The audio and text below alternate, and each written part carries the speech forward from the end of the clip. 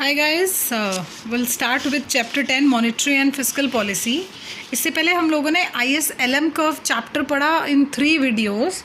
So there we did the equilibrium between the goods market and money market. Goods market का मतलब IS curve, investment where spending is equals to investment, and money market means LM curve. L means demand for money and M means supply of money. So पहले हमने IS equilibrium देखा, फिर हमने LM equilibrium देखा, and then finally IS LM equilibrium देखा कि goods market और money market दोनों का equilibrium से क्या होता है. We get to know the equilibrium rate of interest and equilibrium level of income and output. Alright. Now we'll see the effects of monetary and fiscal policy in all these things. So we'll be using IS and LM curve here as well to analyze the effect of monetary and fiscal policies. Now before starting this, first of all I want to know, or I want to make you understand what is monetary policy, what is fiscal policy and किस तरीके से इनका effects आता है दोनों markets में. सबसे पहले मॉनेटरी पॉलिसी का क्या मतलब होता है, हम लोगों ने डिटेल्ड में चैप्टर्स पढ़े थे. Monetary policy is the measures और tools employed by the central bank of India to regulate the supply of money. इसमें कैसे कैसे टूल्स हम लोगों ने पढ़े थे लास्ट चैप्टर्स में, लाइक इंक्रीजिंग द रेशोज़ और increase in interest rates, the bank rate, the CRR ratio, SLR ratio. इसके अलावा ओपन मार्केट ऑपरेशंस एक अनदर पॉइंट था. ओपन मार्केट ऑपरेशंस में क्या होता था, purchase, buying and selling of bonds by RBI from public.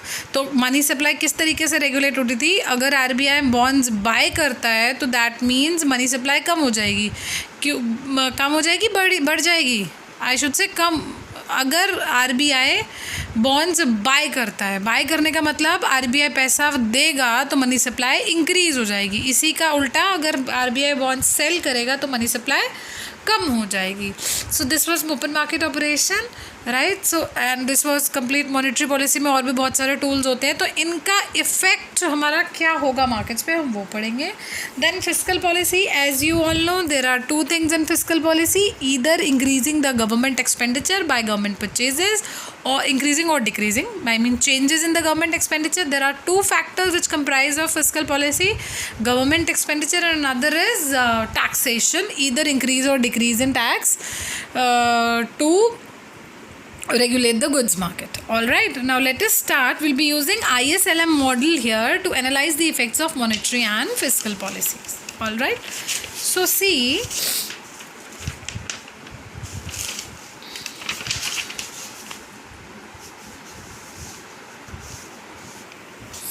I have made you understand this as well. The government of any country can use these 2 policy tools, fiscal and monetary, to keep an economy growing at a reasonable growth rate and a reasonable rate of inflation. While the fiscal policy has an immediate impact on goods market, monetary policy money market को hit करती है. All right.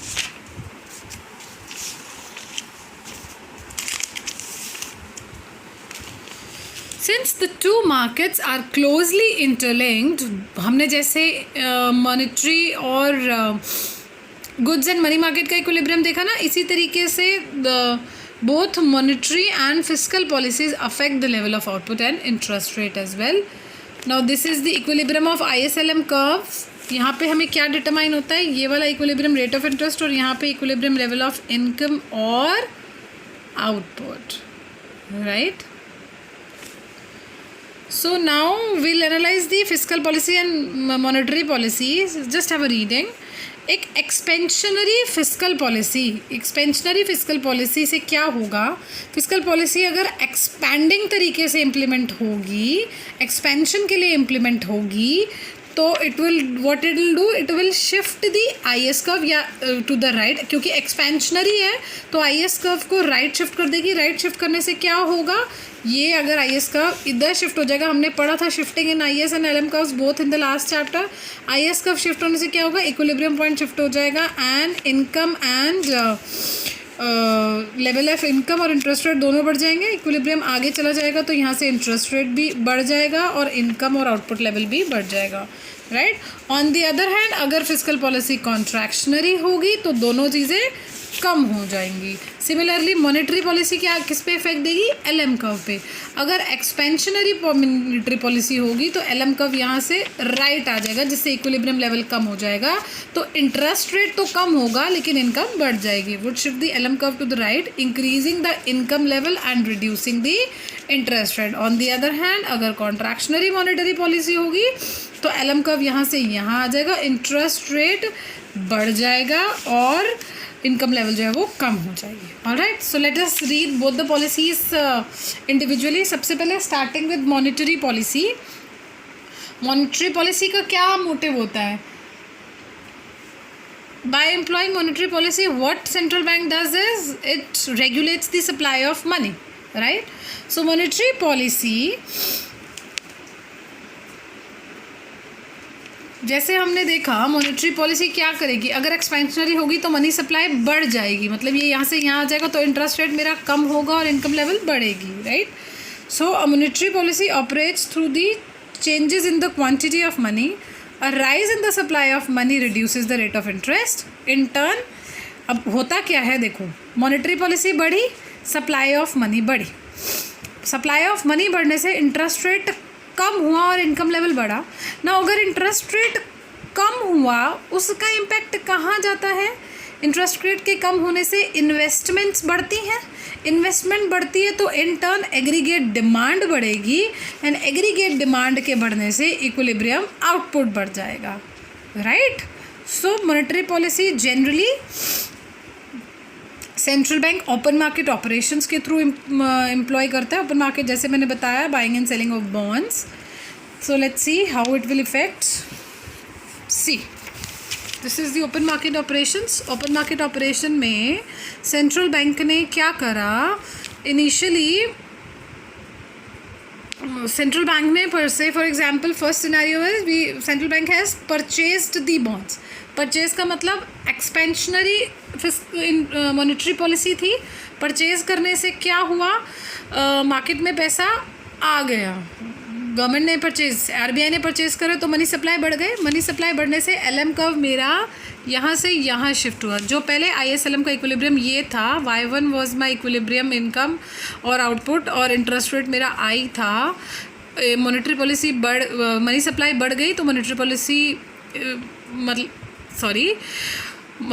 Money supply बढ़ गया because of purchase of bonds by RBI. So LM curve मेरा rightward shift हो गया। Shift होते ही E1 point से इक्विलिब्रियम E2 पे चला गया, thereby leading to increase in income and reduction in rate of interest, right. So what is the result of this implementation of open market operation? Equilibrium level of income increases because open markets purchases decreases the rate of interest and increases the level of investment spending. क्योंकि interest rate कम हो गया तो investment spending बढ़ जाएगी। Now होता क्या है, this is the process of adjustment in the monetary expansion. यही जो चीज़ मैंने समझाई है सारी चीज़ें वही लिखी हुई हैं exactly. People now equilibrium E1 से E डैश पे, अच्छा this is the more detailed process, you can read this in your own. Initially equilibrium E1 पे हुआ, फिर मनी सप्लाई बढ़ने से क्या हुआ, लोगों को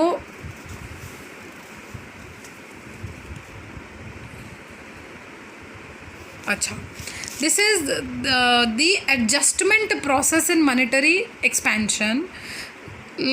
let's see one more time.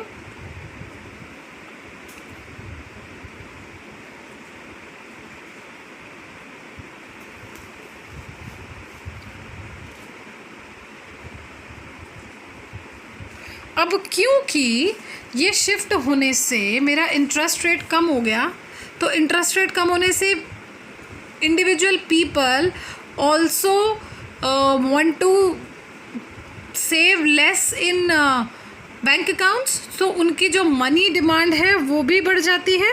Now see equilibrium move to, यहाँ से जब मेरा एलएम यहाँ से यहाँ चला गया तो मेरा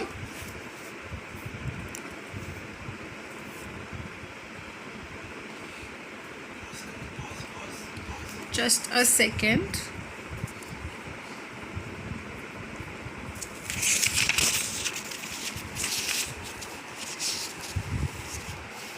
So just have a reading.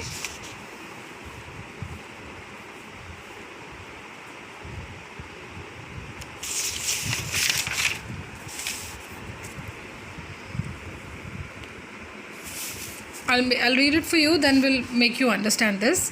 Initially equilibrium, पूरा process of adjustment बताया हुआ है in the monetary expansion कि अगर open market operation से RBI monetary policy imply करता है तो क्या होता है. सबसे पहले equilibrium even point पर आया. इससे हुआ क्या? So intersection of ISLM से we have derived even equilibrium at which Y1 is the income level and I1 is the interest rate. Now a rise in supply of money क्या हुआ उससे? Results in an excess supply of money. LM curve shift हो गया. अब supply of money ज़्यादा हो गई. तो supply of money ज़्यादा होने से क्या हुआ? लोगों के पास पैसा ज़्यादा है तो they will adjust their portfolio by purchasing other assets as well. क्योंकि interest rate कम हो गया है तो उससे people